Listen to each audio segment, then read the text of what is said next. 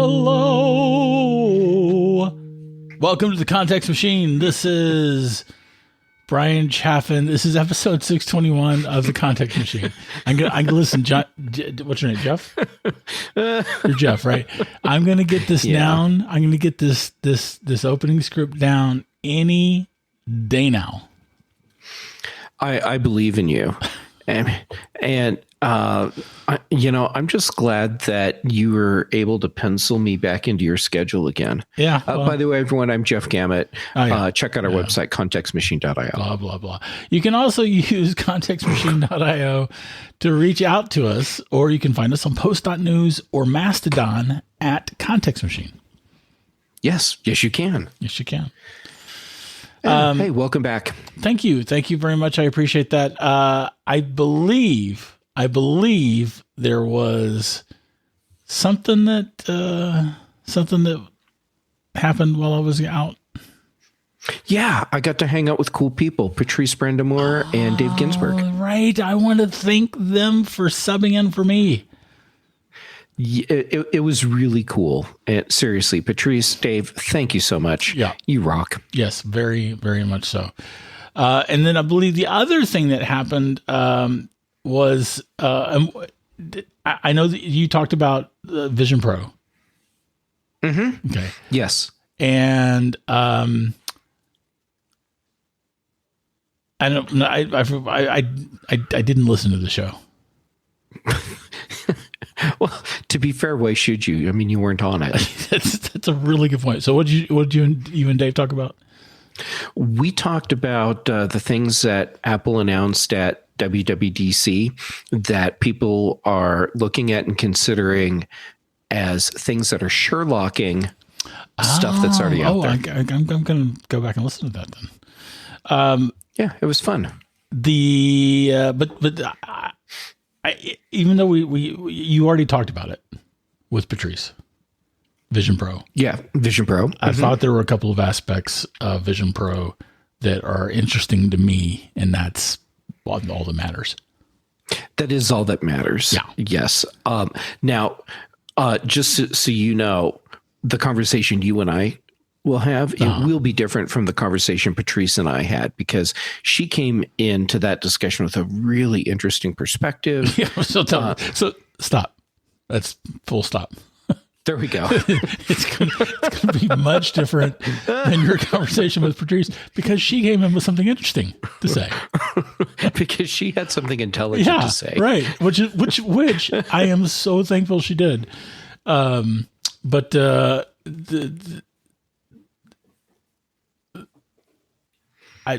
loss for words.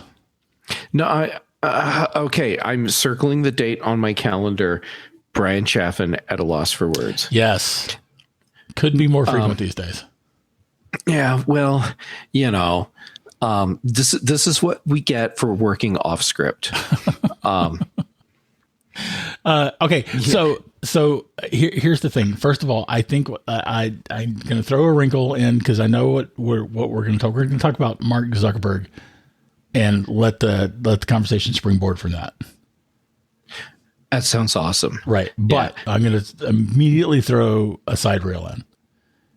Right. Because that's how we roll. Yes. And okay, I'm just speculating here. Yeah. You're going to compare what Apple announced with what we thought was coming. Yes. Or more specifically, I don't know if it's because I don't ever pay attention to you, or if it was just because I was so adamant. But I'm mainly, my angle here is to criticize myself. Far be it from me to stop you from some self-indulgence. So here's the thing. In the I want to say 3 years probably leading up to this event. We've talked about this has often been in the news, and including from people saying that, whatever Apple's doing is too late, just all kinds of garbage and nonsense out there. But one of the things that I said repeatedly was that there was no way that Apple was going to put goggles on our face. Yes. Yep. Okay. Yep. And it turns how'd that work out? It turns out that Apple is putting goggles on our face. And so my reasoning on that was severalfold, but includes Apple Watch and the fact that we know, at least this is what Apple executives have told us, that part of their inspiration for doing Apple Watch was because they saw so many people walking with their faces in their phones. Mm-hmm. And they realized that they were creating, something terrible with the iPhone that way. It's that people were missing out on the world, and because they had their faces buried in the phones. And then they show off Vision Pro, which puts the thing on the face. And Bryan, I think what they're doing is trying to stay true to that original idea, because I don't think Apple is really envisioning the Vision Pro as a product that people strap to their face and just go just like out into the wild and living their life. Yeah, I would agree with that. In fact, in the keynote, the Vision Pro was only shown in an indoor environment. Right. Yeah. For the entertainment stuff, it was someone sitting on a couch. In the work environment, it was people standing, but staying in a relatively stationary place. Whatever. Yeah. So I was certainly wrong in the short term, in the near term, without Apple not wanting to put goggles on her face. I was 100% wrong on that, but I believe that this is still a transition device. Oh, of course it is. This is a brand new platform. Yeah. And I'm not just talking like individual aspects of what Apple's doing here. They're kind of starting over with the whole, God, I hate to use the word paradigm, but computer human interaction paradigm. Okay. Because this is a different way of interacting with our technology and our data. And to that end, this is another thing that I got wrong. And this one is probably even more important. I was saying that whatever kind of AR or VR, but probably AR, the device that Apple came out with would utterly be a companion device. Yes, and I was inclined to agree with you on that. Yes, I will throw you under the bus with me on this one. And it turns out that Apple is positioning this as a platform, as you already said. And that is fascinating to me because Apple has talked about the iPhone being like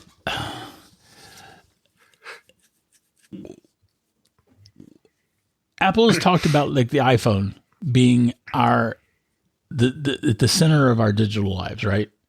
Mm-hmm. And I really thought that goggles or glasses, actually, I'll say glasses, would have been tied to our iPhones in terms of processing power, in terms of bandwidth, in terms of keeping our data with us. Mm-hmm.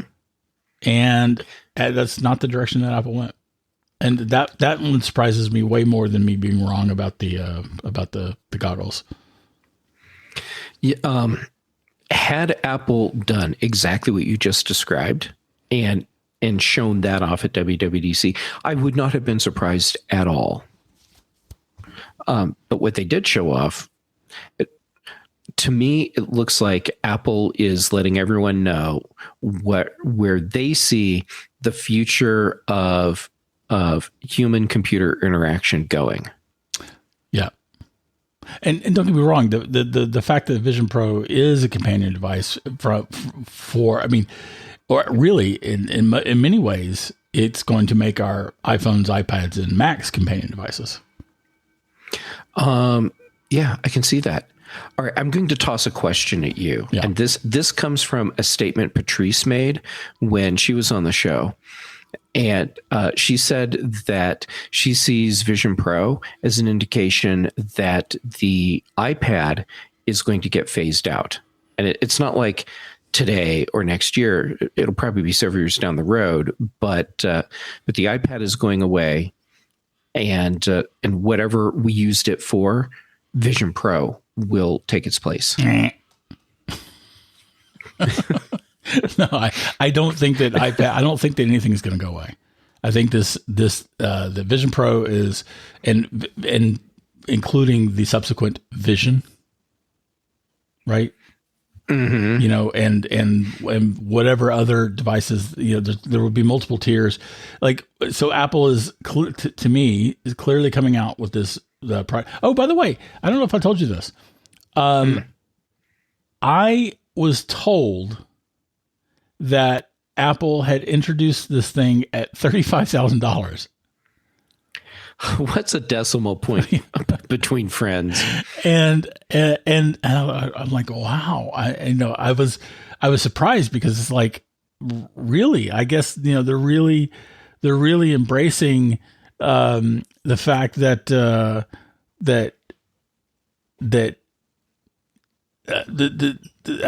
what am I trying to say? They introduced this in a way that only the most hardcore developers could possibly afford. And that, you know, and then everything will trickle down from that. That was what I was thinking. And I was watching the keynote and thinking the whole time that this is $35,000 device. And it's like, wow, man, I wish I could afford this. It's pretty cool. and then they get to the part where they tell you what it actually costs. Yeah, and then I start laughing at myself. Brian, this is what you get for listening to Muggles when they're talking about Apple products. Well, yeah, I don't know. It was the day anyway. So, we have so where were we? What were we talking about? We were talking about how you got Vision Pro wrong, and then we're going to segue into Mark Zuckerberg. Right. You were talking of I don't think that iPad's going to go away because there are too many uses for iPad to that as a standalone device that makes sense. Now, it is very possible, nay, likely, that as Vision or Vision Pro or Vision Plus or, you know, whatever the subsequent versions of this are, that it's going to take away sales of the iPad. You know, and Apple has always been the one to say that they would rather cannibalize their own sales than, you know, worry about someone else cannibalizing them. But I don't see the iPad going away. I don't see that at all. Even with iPad apps just running right out the gate. Yeah. On Vision Pro. Yeah. Yeah. There's too many things that need that iPad form factor.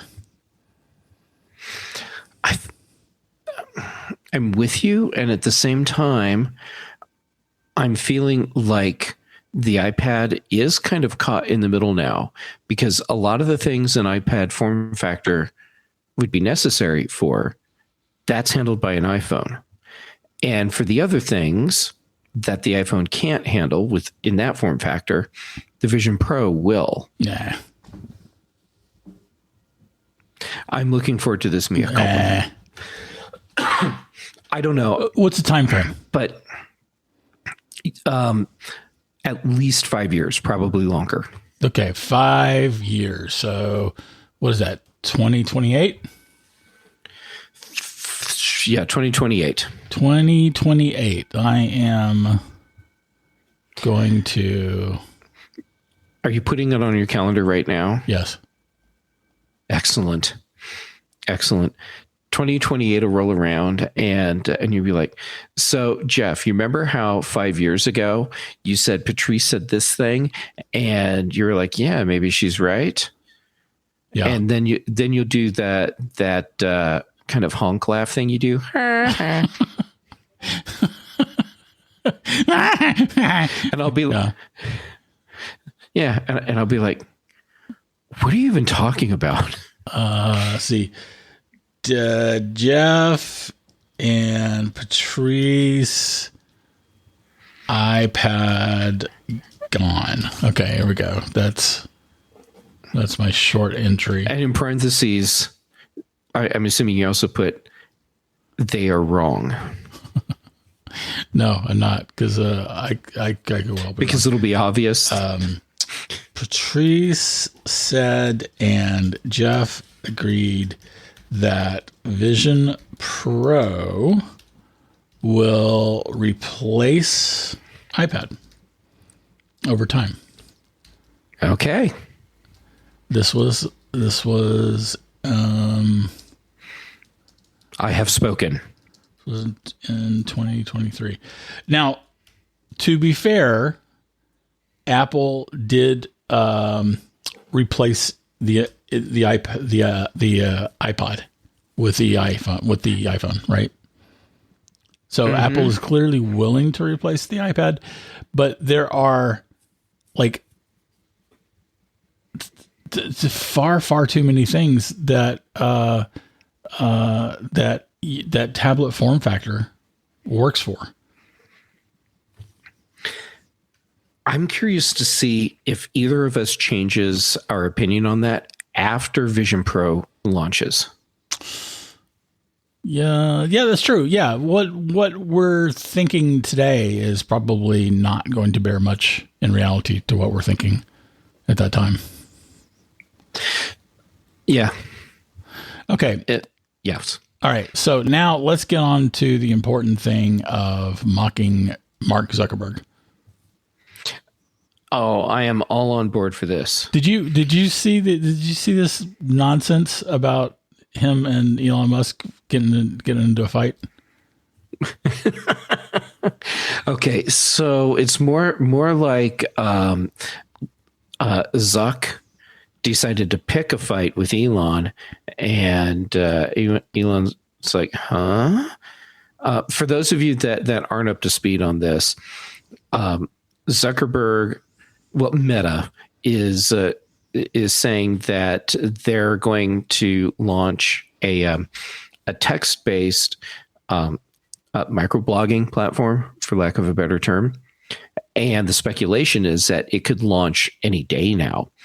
And this platform, it's clearly targeting Twitter directly. So basically, it's Zuckerberg kicking Musk while he's down and trying to take that very small slice of social media pie that Twitter has had. And of course, that tiny slice has been getting even smaller. Right. So, and everyone's up to speed. So someone, they challenged each other to a fight. Oh, wait, I thought that was metaphorical. No, not like the actual cage match jokes. Those weren't jokes. No, they were not. Here's an article on someone. Oh, holy crap! CBS News: Mark Zuckerberg agrees to fight Elon Musk in cage match. I thought that was metaphorical, not like no. Oh my God! Yeah, and as much as I hate to say this, Zuck will destroy him. Oh, yeah! I didn't even have to spend any time thinking about it. There's yes, what, 20 absolutely. 20 years between them. And Mark Zuckerberg knows jiu-jitsu. And Elon Musk doesn't. And Elon doesn't. And Elon is making great progress on his dad bod. By the way, I am not body shaming anyone. I'm just making an observation that I do not think that Elon is in as good a shape as Zuckerberg. Also, as you mentioned, Zuckerberg has jiu-jitsu. Elon is 5 inches taller, maybe more. He's over 6 feet tall, and Mark Zuckerberg is a diminutive 5'7". He can swing in low and so I have no doubt that this fight will not take place. But I'm guessing that it will not take place because Elon Musk will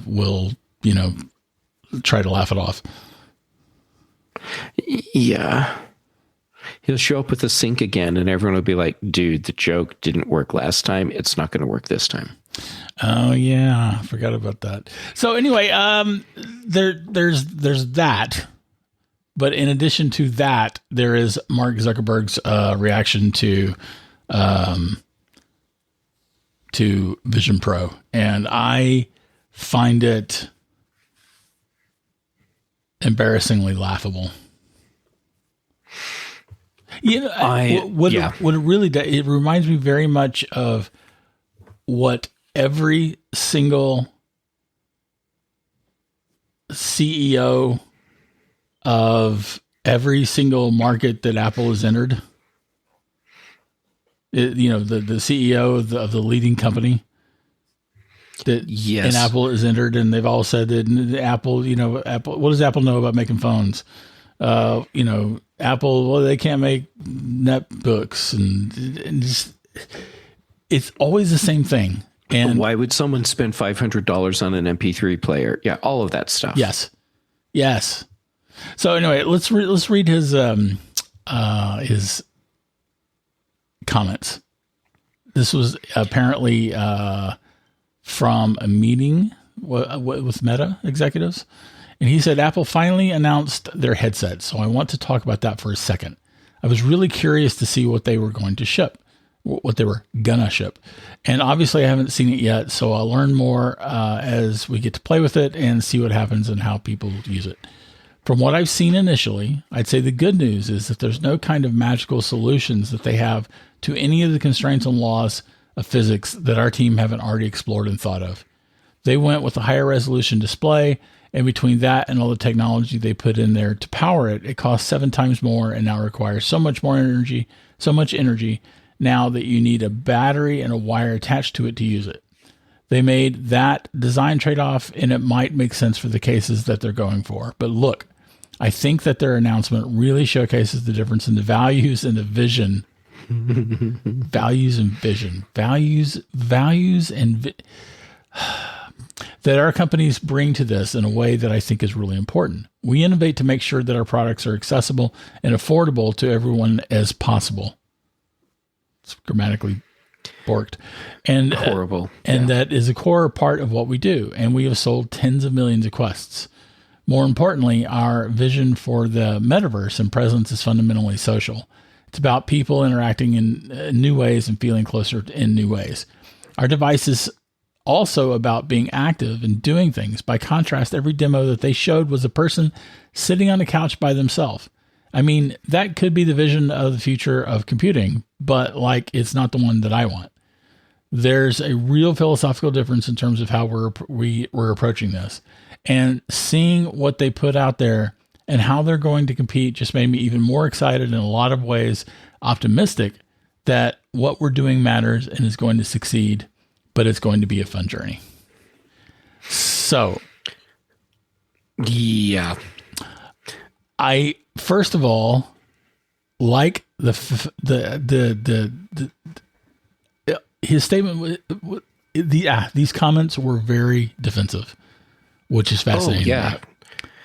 Well, okay, the whole thing is defensive. He started off with a preemptive defensive move by announcing a new headset a few days before WWDC.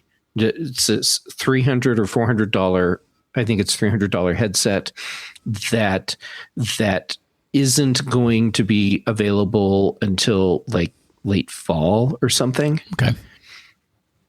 And there's nothing remarkable about it except that it's a $300 headset. Yeah, and it's cheap, and that's maybe just fine.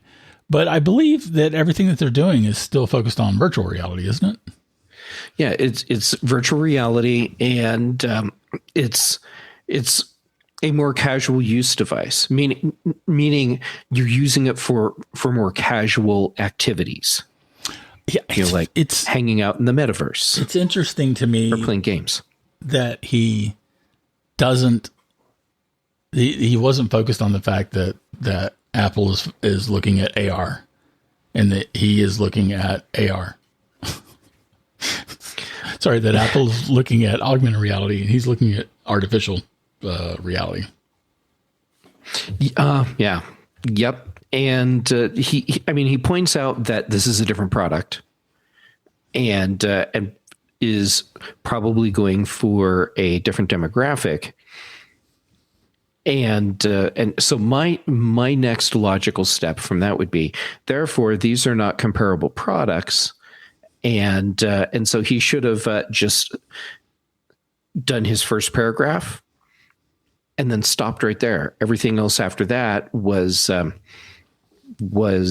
like a tell. Yeah. Oh, yes. That's it. It was a tell. Yes. So one of the things that I was struck by was the fact that he looked at this WWDC presentation and apparently wants to think that that's everything. Well, yeah, I agree. Right, because he talked about the fact that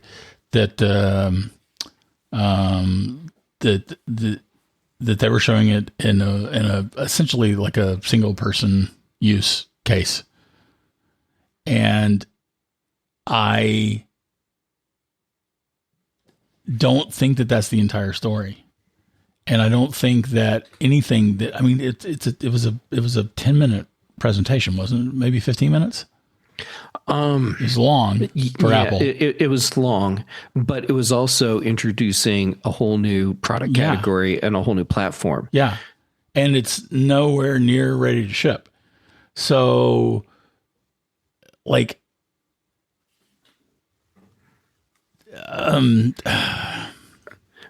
yeah, it's nowhere ready to ship. Okay, here's the difference between it's nowhere ready to ship with Apple's announcement versus Meta's announcement. For Meta, they were announcing something that they just wanted people to know about way in advance as the marketing thing. What Apple did was they announced something that isn't shipping for a long time, but developers are going to start working on products now. So they needed to make the announcement so developers knew what they were working on, and so they could control the message. So one was a preemptive move to hopefully get attraction and interest in a device, and the other was just like a logistic move. Let the developers know this is what's coming. Start working on your apps. Yeah, and it is such an early part of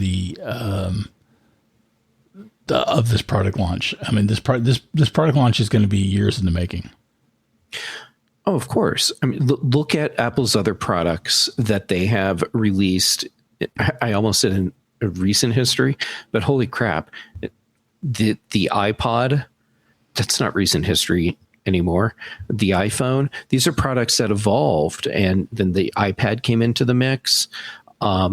Even other products that are less tech heavy, or at least silicon heavy, HomePod, AirPods. These are all products that are evolving and changing because the platforms are growing and evolving. Apple Watch, another really good example. Yeah, although I think the Apple Watch is pretty mature at this point. But it's been freaking 10 years. Right. And where we started with Apple Watch was, and same with the iPhone, it was in comparison a very rudimentary device. Yeah. Same with functionality. With the iPhone. iPhone was a very limited device. And we didn't even have copy and paste. No, we didn't. Good Lord. We didn't have a lot of things. Yeah. The things that made the iPhone like a truly viable product for the masses, that was like 3 or 4 versions in when we finally had enough where it's like, okay, this is a feature complete device, and now it can just grow and evolve. Yeah, and admittedly, what we said all along the way was, "This is great. This is great. This is great. This is great."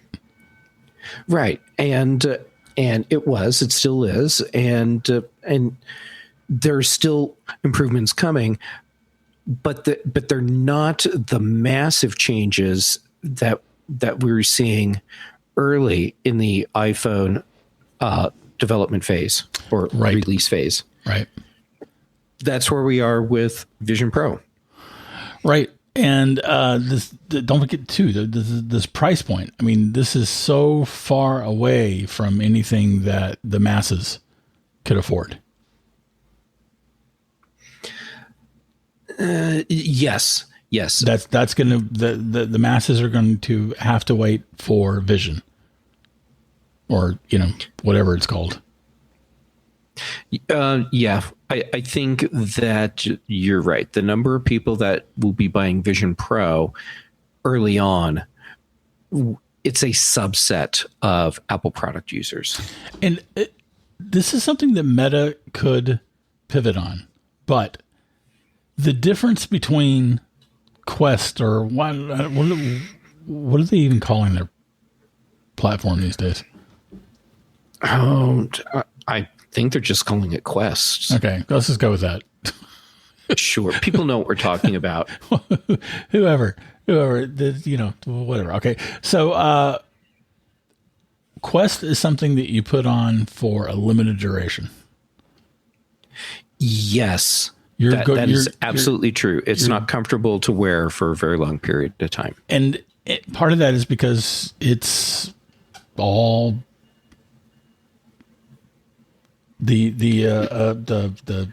it's self-contained. All the stuff's in it. Right.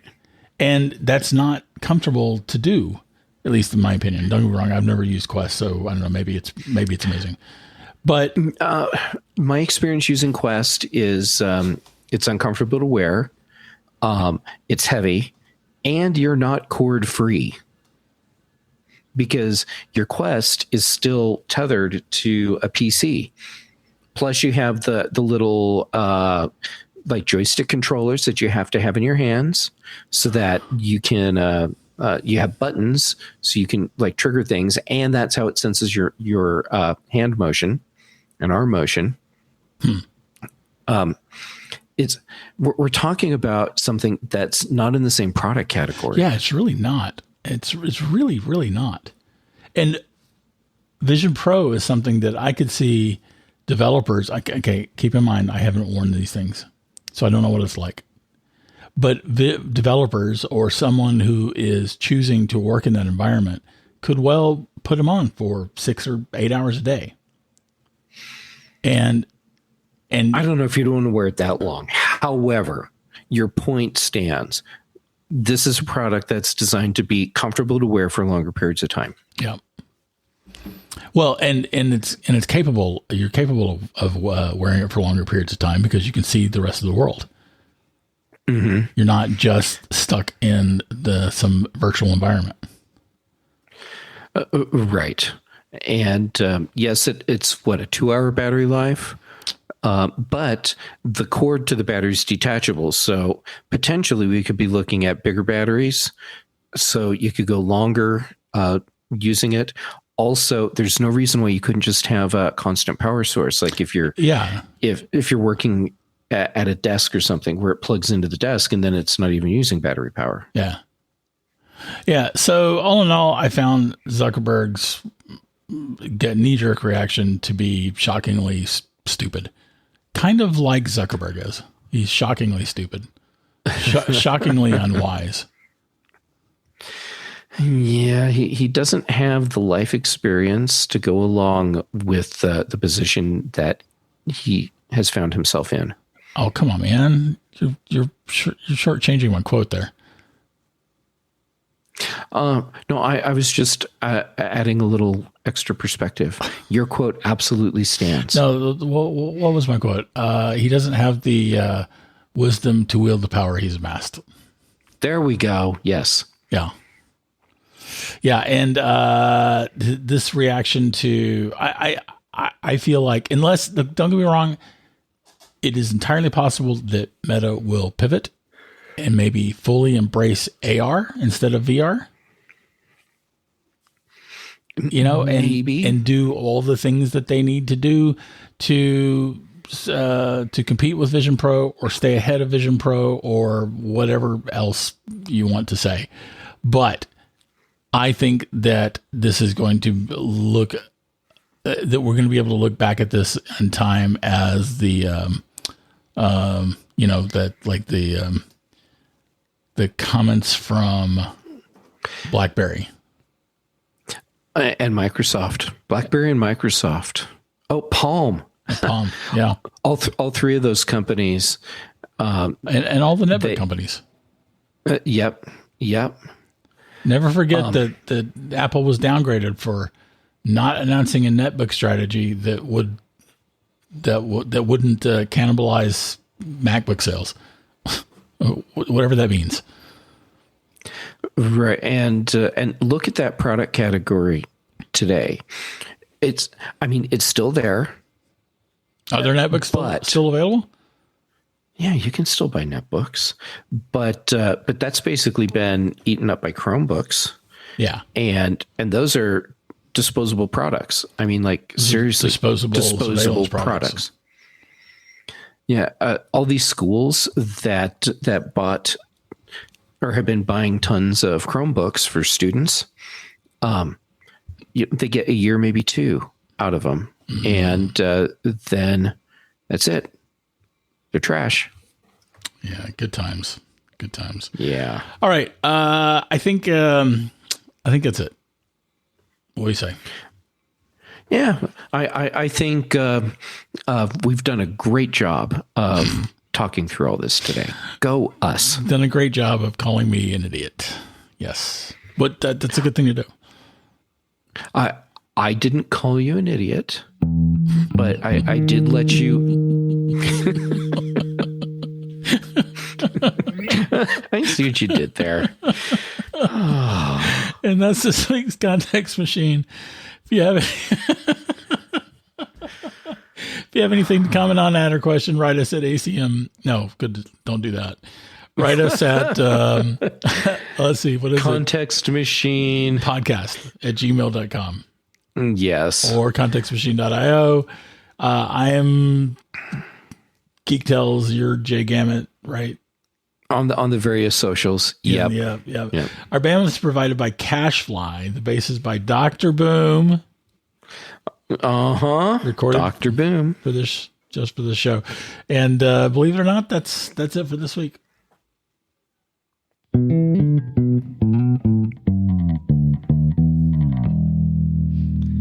You're really proud of that joke you just did, aren't you? Yes.